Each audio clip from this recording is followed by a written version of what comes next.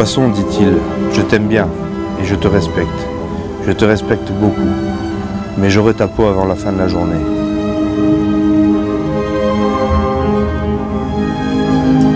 Au cercle suivant, il s'en fallut de peu qu'il ne l'attrapât, mais le poisson se redressa encore et s'éloigna lentement. « Tu veux ma mort, poisson, pensa le vieux. C'est ton droit. Camarade, j'ai jamais rien vu de plus grand, ni de plus noble, ni de plus calme, ni de plus beau que toi. Allez, vas-y, tue-moi. Ça m'est égal lequel de nous deux qui tue l'autre. »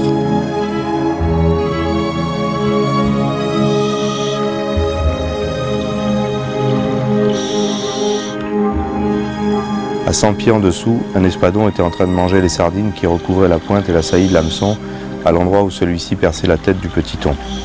Il avait un nez très long, aussi long qu'une batte de baseball et pointu comme une épée.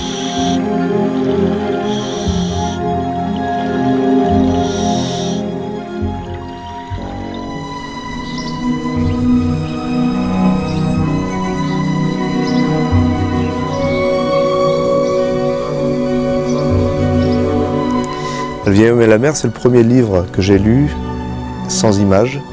Quand j'étais petit, j'avais 10 ans et je l'ai dévoré d'un trait.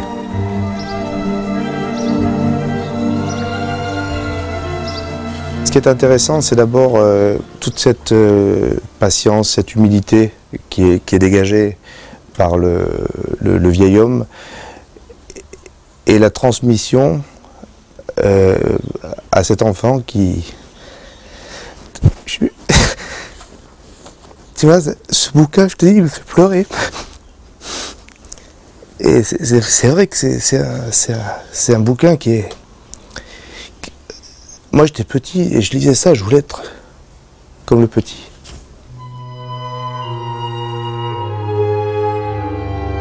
Pourquoi, après tout, la littérature ne donnerait-elle pas naissance à une vocation de pêcheur?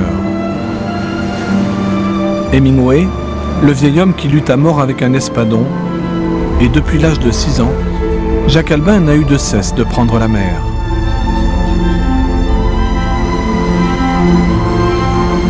Aujourd'hui, il tente une nouvelle aventure. Départ de l'île de la Réunion, direction sud-ouest.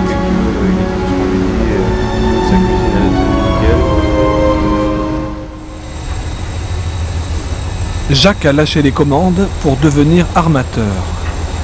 Sa nouvelle folie s'appelle Alalunga, un bateau de 34 mètres armé spécialement pour traquer l'espadon, pour pouvoir le dénicher partout dans l'océan Indien. Les hommes d'équipage n'ont pas trop des 2 jours de route pour fourbir la palangre, appelée aussi long line, une ligne flottante qui sera posée à l'arrière du bateau. Alalunga entame seulement sa 2e campagne de pêche. C'est le plus gros palangrier pélagique, c'est-à-dire palangrier destiné à attraper du thon et de l'espadon, c'est le plus gros de France. Donc c'est une exploitation qui n'est pas, où il n'y a pas trop de repères. Il va falloir défricher la voie, mais bon, ça je l'ai déjà fait plusieurs fois et ça ne me fait pas peur, un petit peu quand même, mais ça me plaît. Fini la romance, bientôt l'action. Tarzan donne l'exemple. Tarzan, c'est le surnom de Bernard, le capitaine. Son équipage, moitié français, moitié malgache, connaît bien la palangre. À l'exception de Philippe, le second, guère habitué à ces latitudes. Non, pas du tout. Avant, je naviguais à l'Octudie, au chalut. Je commandais un chalutier de 20 mètres et on travaillait essentiellement au sud-Irlande et sud-Angleterre. Voilà. Bah, j'ai eu une opportunité de faire un remplacement ici et donc parce que je remplace le second qui s'est blessé, s'est fait mordre la main par un requin. Chaque soir, une ligne interminable glisse dans l'océan. 100 km. 100 km qui déroulent entre les mains des marins. C'est le filage.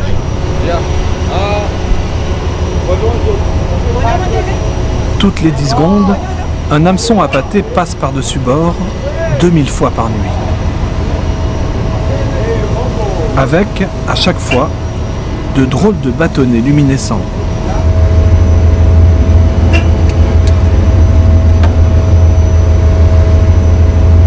bout de chaque hameçon, on a mis un calmar.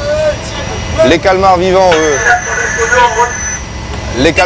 attirés par cette lumière, ça fait comme une balise dans la mer la nuit, ça fait comme un sentier lumineux, vont venir nager autour de ça. Les espadons vont être attirés par les calmars vivants, vont les tuer avec leur rostre et vont revenir ensuite manger les calmars morts qui restent.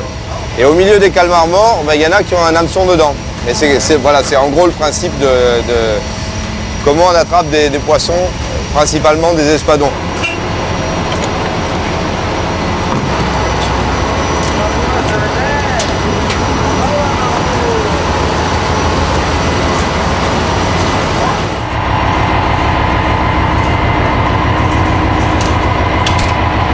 Les nuits sont courtes sur le palangrier. Hier soir, le filage s'est achevé vers minuit.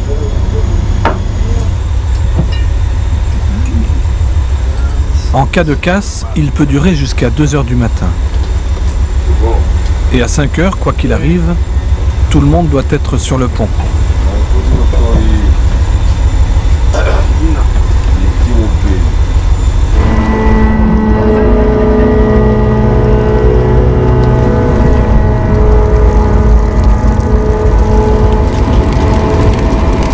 Dès qu'ils ont retrouvé le début de ligne, grâce à une bouée émettrice, les hommes commencent à remonter les hameçons, un par un, sans perdre de temps, jusqu'à ce qu'un cri retentisse.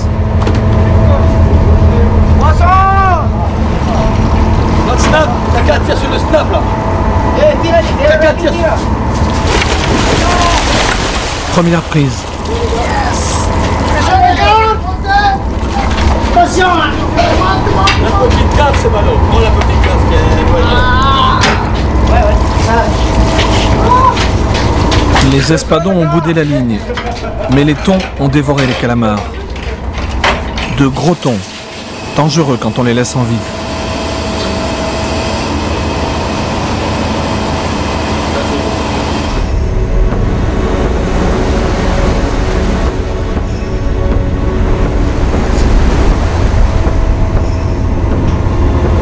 Même si l'on appâte spécialement pour l'espadon, et même si l'on file la ligne de nuit pendant sa période de chasse, on ne sait jamais quel type de poisson viendra mordre à l'hameçon.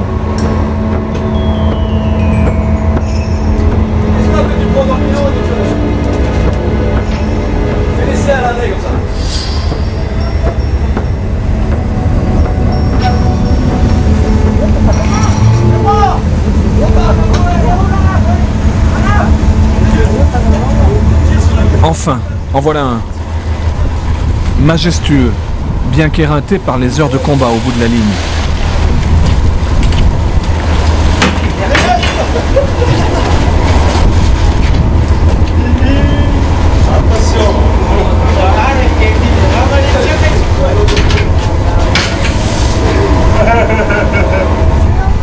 Si Jacques et les marins préfèrent attraper des espadons, c'est surtout parce qu'ils se négocient beaucoup plus cher que les autres poissons, aux environs de 7 € le kilo, le double des thons.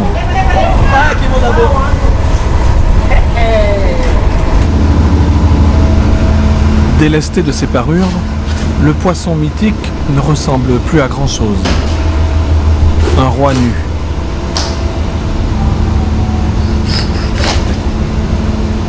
Mais à la chair délicate, qu'il faut s'astreindre à garder intacte. Ce matin-là, Damien, le second mécanicien, venait aider les matelots du pont.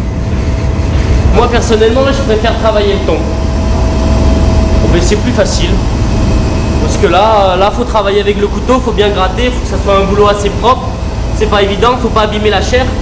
Je fais 1 ou 2 poissons, ensuite je vais faire un tour en machine, regarder si tout va bien. Je vais aider sur le pont, ramasser quelques leaders, tirer sur le poisson. On fait un petit peu de tout, on est un peu polyvalent. Là, on va reposer celui-là. Une dizaine d'espadons durant cette première journée, plus de 900 kg de poissons en tout. Insuffisant pour un tel bateau, qui doit tenter de ramener plus de 50 tonnes durant sa campagne. Décidément, la silhouette d'Hemingway s'estompe. Place à la réalité, donc à la rentabilité.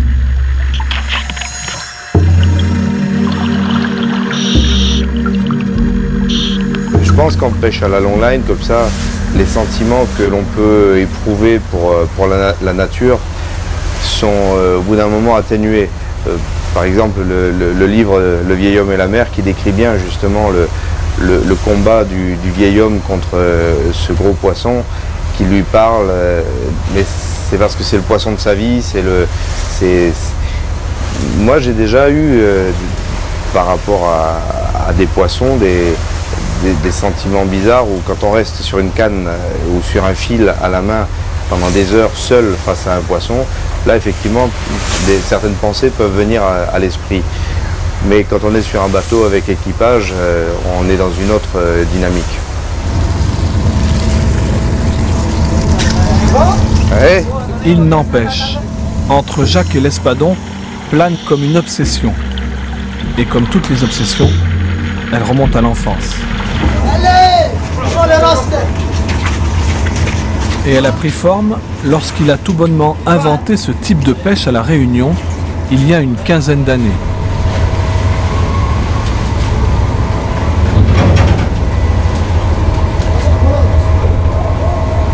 Je me souviens, le premier espadon que j'ai attrapé, ça a été vraiment... on l'a regardé, on l'a pris en photo. C'était un aboutissement, quelque part. Et la première tranche d'espadon que j'ai mangé à La Réunion, je m'en souviens encore. C'était quelque chose... Ça y est, j'avais mis le doigt sur un territoire inconnu. Flashback. Et nous voilà à La Réunion avant le départ d'Alalunga.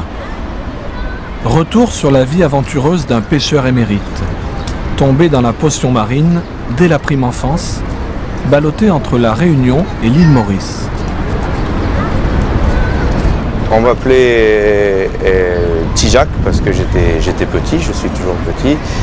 Et un jour, un pêcheur avait une très belle expression pour parler de moi. Il avait, en créole mauricien, il dit là, il y a un agomon bas sur les pieds. Ça veut dire que cet enfant-là a des algues qui poussent sous ses pieds. Et j'avais trouvé ça assez sympa.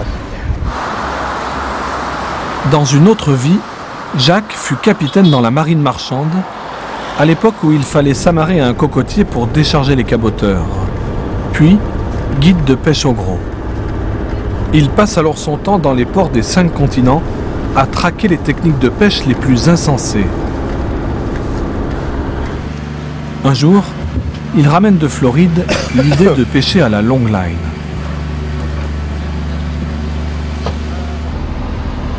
Il décide alors de tenter l'aventure tout seul, non loin des côtes réunionnaises, avec ce type de bateau. Un 12 mètres, totalement transformé par ses soins. Malgré les sourires narquois des vieux pêcheurs. Je pense que Jacques, il aime bien un peu les paris comme ça, et effectivement, peut-être que c'était osé. Et puis à l'époque, on disait qu'il n'y avait pas de poissons dans cette région-là. Bon, je pense que le fait d'amener une technique nouvelle, ça a permis de se rendre compte qu'il y avait quand même une ressource et qu'après, toute la pêcherie réunionnaise ciblant l'espadon a pu se développer grâce à cette technique-là. Aujourd'hui, une trentaine de bateaux ramènent plus de 1000 tonnes de ce poisson chaque année. Un secteur devenu primordial pour l'économie locale. Il est beau, il est beau. David Guillaumard connaît cela sur le bout des doigts. Et ça, c'est déjà un beau bestiau. Hein. Il vient de boucler sa thèse sur l'espadon. Mais ce qui passionne le jeune scientifique, ce sont surtout les mystères cachés de cet animal mythique. La pêche là, sur 3 ans. Là. Et la lune, en fait, c'est plutôt lune montante et lune Un descendante. grand chasseur, capable d'atteindre les 130 km/h, aussi à l'aise en surface que dans les ténèbres des grandes profondeurs. Qui nous ont embêté une journée.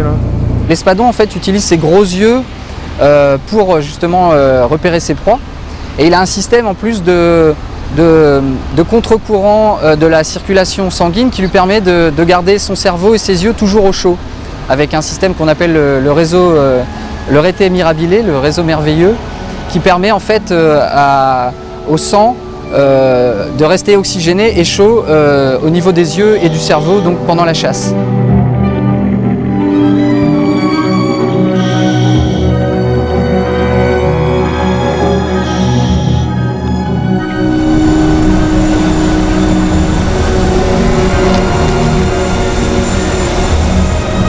Retour au large sur Alalunga. Direction toujours plus au sud, dans une mer qui forcit. Pour peu que l'on sache, l'espadon vit dans les eaux chaudes et se nourrit dans les eaux froides. Reste à trouver les zones de rencontre entre ces deux courants.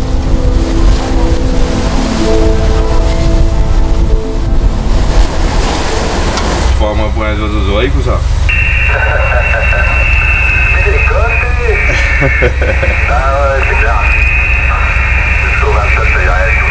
Il y a beaucoup d'échanges d'informations, mais on se base sur certaines informations. Parce que tout le monde ne dit pas la vérité, pour quelle raison je sais pas, mais je pense que lorsqu'on est loin comme ça et qu'on est juste 2 ou 3 bateaux, c'est quand même intéressant que les informations fiables soient échangées, parce que sinon la mer est grande, le poisson est à tout le monde, surtout le pélagique, et ce que l'un pêche, il n'enlève pas de la cale de l'autre. Sur le pont, Maître Jacques vient enseigner à Philippe comment désnapper, comment décrocher les bouts de ligne.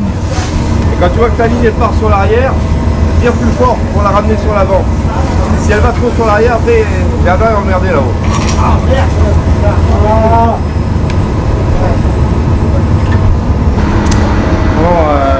Snapper. Là ça commence à faire mal aux articulations à la main, puis l'avant-bas. Quand on n'a pas l'habitude de répéter tout le temps le même mouvement, là ça commence à tirer dessus. Mais bon, ça viendra comme autre chose.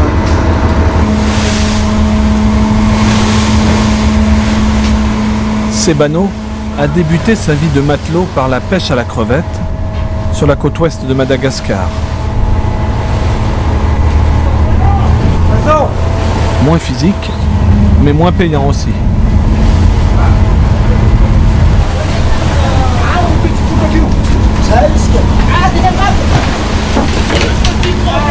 Sebano est certainement le meilleur vireur, ou du moins le plus rapide.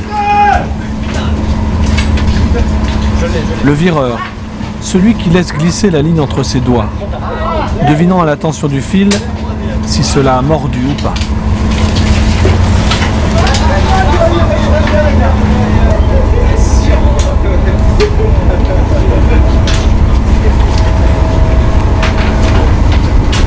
Et par gros temps, c'est aussi celui qui se trouve aux premières loges pour les embruns.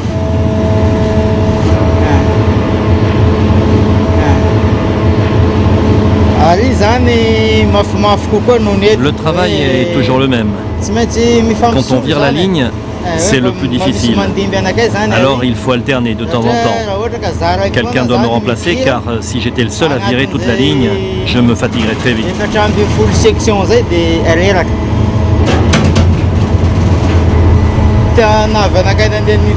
Moi, ce qui m'a poussé à travailler sur un bateau français, ce sont les conditions.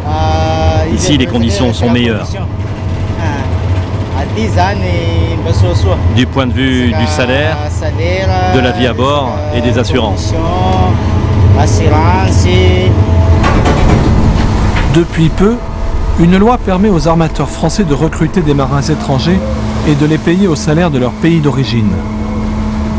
Ceci explique la présence de 5 malgaches à bord. Ici, ils perçoivent jusqu'à 750 € par mois si la pêche est bonne, beaucoup plus que le salaire de Madagascar.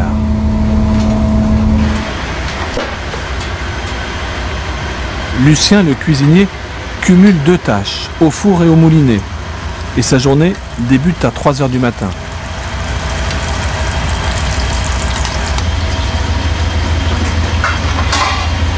Je travaille aussi sur le pont, et dès que j'en ai fini avec la pêche, je retourne en cuisine jusqu'à la fin du service. Et je retourne de nouveau sur le pont, puis je mange et je vais dormir. Les marées durent près de 2 mois, avec juste quelques jours d'escale pour débarquer le poisson. Les marins ne pourront donc rentrer chez eux que 2 fois par an.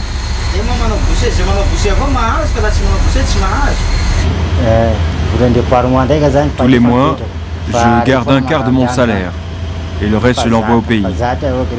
On est habitué. Être séparé, c'est une situation à laquelle on est habitué, ma famille et moi.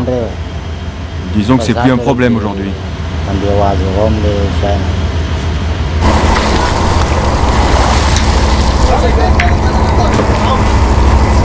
Brusque montée d'adrénaline. Prudence.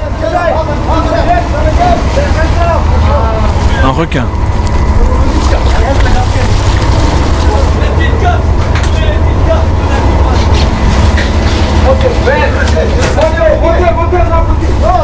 Damien veut le tuer illico.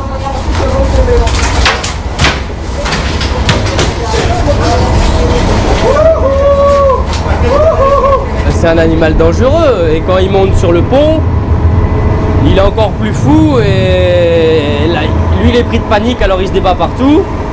Il y a la queue qui est dangereux, il balaye tout le monde et puis si on s'approche trop près, il peut nous croquer un bout de doigt ou alors un bout de jambe ou un pied. Donc effectivement la marée dernière, donc il s'est passé que le second capitaine s'est fait manger 2 doigts de la main gauche. Et donc depuis on prend énormément plus de précautions effectivement. Rapatrié par avion de Madagascar, le second a eu de justesse la main sauvée par les chirurgiens. Il reviendra à bord dès la prochaine marée. Embarque la bouée.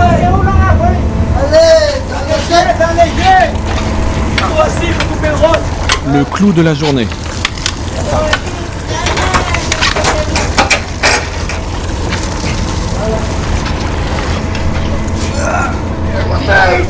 Plus de 100 kilos assurément.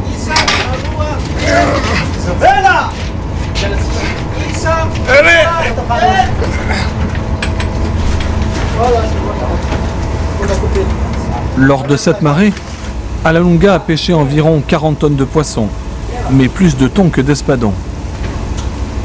Il est trop tôt pour dire si le pari de Jacques Albin va réussir et si d'autres bateaux réunionnais vont se lancer dans ce défi au grand large. Moi, c'est un poisson qui m'a toujours fasciné parce que j'étais persuadé qu'il y en avait dans l'océan Indien. Et j'ai été un des tout premiers à en attraper de manière régulière et je dirais pas industrielle, mais en grosse quantité. Donc, je l'ai un petit peu démystifié à mes yeux. Mais ça reste toujours ce beau poisson que l'on voit arriver près du bateau. Il a toujours des couleurs magnifiques, un rostre impressionnant et une chair qui est très bonne aussi.